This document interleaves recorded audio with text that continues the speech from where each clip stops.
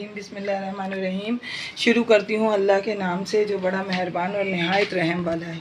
अस्सलामुअलैकुम, मैं हूँ सादिया और आप देख रहे हैं मेरा चैनल कुक विद सादिया। आज हम बनाने लगे हैं इंतहाई मज़ेदार और इंतहाई आसान तरीके से चिकन पुलाव, जिसमें कोई भी आपको दिक्कत बनाने में नहीं होगी।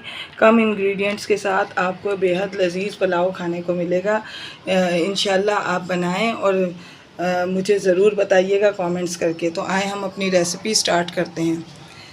ये है half KG chicken, half KG साबुत चावल, ये बासमती चावल है, ये देखें।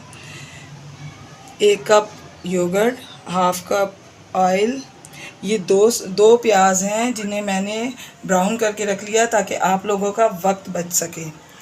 ये है तकरीबन 2 बड़े टमाटर जिन्हें मैंने काट के रखा है, 3 टीस्पून नमक, और ये तकरीबन 4 से 5 हरी मिर्चें हैं जिन्हें मैंने कूट के रखा है ताकि इसका टेस्ट सही से आपको मिले।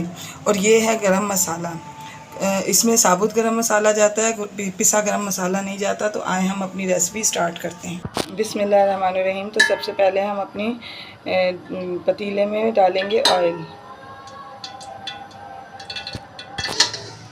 अब इस ऑयल में हम ये चिकन डालेंगे।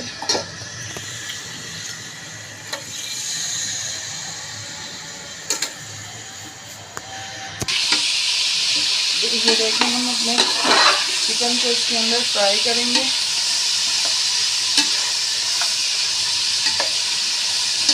जब ये बिल्कुल फ्राई हो जाएगा तो बाकी की आगे भी मैं आपको बताती हूँ आगे क्या करना है।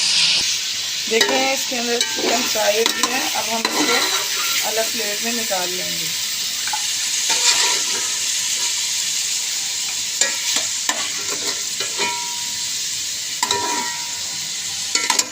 अब हम इसमें डालेंगे टमाटर। ये अदरक लहसुन का पेस्ट है जो 2 टेबलस्पून है। ये तमाम गरम मसाला, 1.5 चम्मच इसमें ज़ीरा, ये लौंग और काली मिर्च, तकरीबन 1.5 इंच का टुकड़ा दालचीनी का, और 2 बड़ी इलायचियाँ। ये तमाम चीज़ें हम इसमें डाल देंगे।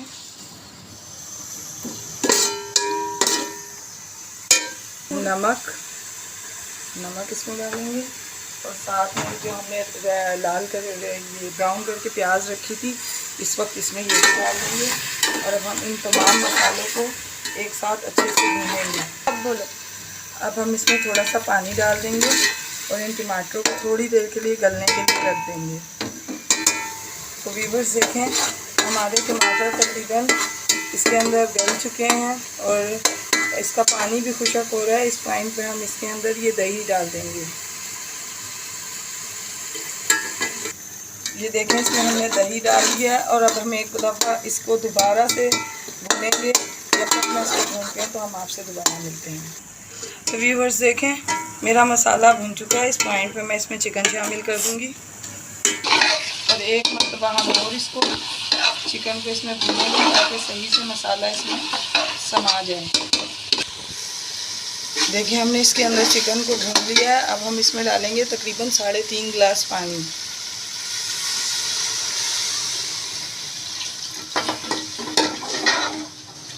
और ये हैं, ये देखें, ये कुटी मिर्चें हैं जिनको मैंने कूट लिया था। अब इसको इस वक्त डालने का मकसद ये है कि अगर हम इसको मसाले के साथ भून लेते तो इसका फ्लेवर बिल्कुल भी हमें पता ना चलता, क्योंकि मिर्च जो होती है वो पानी में सही से अपना फ्लेवर छोड़ती है। और अगर हम उसको भून लेंगे तो उसका डालने का कोई मकसद नहीं है। लिहाजा मैंने इसको इस वक्त डाला है।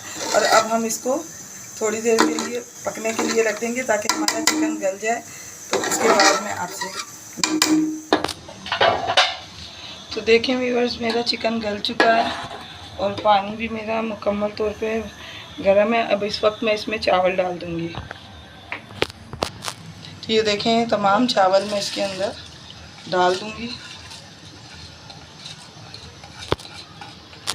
अब मैं थोड़ी देर तक इनको पकने के लिए तकरीबन 5 मिनट तक ऐसे ही पकाऊंगी। तो देखें व्यूअर्स, मेरा चिकन गल चुका है और पानी भी मेरा मुकम्मल तौर पे गर्म है। अब इस वक्त मैं इसमें चावल डाल दूँगी।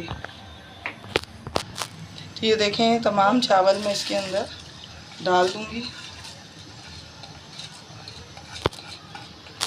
अब मैं थोड़ी देर तक इनको पकने के लिए तकरीबन 5 मिनट तक ऐसे ही पकाऊंगी। फिर उसके बाद में जब इसको दम लगाऊंगी तो फिर मैं आपको दिखाऊंगी। तो देखें व्यूअर्स, अब इस वक्त हमने अपने चावल दम लगाने का वक्त करीब आ रहा है, तो हमने थोड़ा सा ऑयल लेके इसके अंदर ये प्याज लाल करेंगे और इसका तड़का हम अपने चावलों के ऊपर लगाएंगे। तो देखें व्यूअर्स, हमारी ये प्याज लाल हो गई है। हम इसका तड़का इसके ऊपर दे देंगे।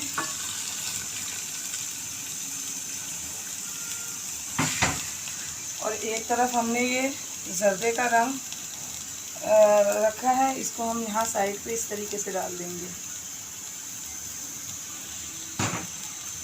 और अब हमने एक कपड़े में अपने ढक्कन को लपेटा है और इसको हम इस तरीके से इस पर ढक देंगे ताकि इसकी स्टीम इसके अंदर ही रहे और जो है चावल अच्छे से हों। और अपना फ्लेम हम बिल्कुल लो कर देंगे। और अब मैं आपसे ठीक 15 मिनट, तो अब हम इसको हटा के देखते हैं कि हमारे चावल रेडी हैं या नहीं हैं। तो देखें, बिस्मिल्लाह माशाल्लाह, ये देखें हमारे चावल बिल्कुल रेडी हैं। ये देखें। अब मैं इनको डिश आउट करके आपको दिखाती हूँ।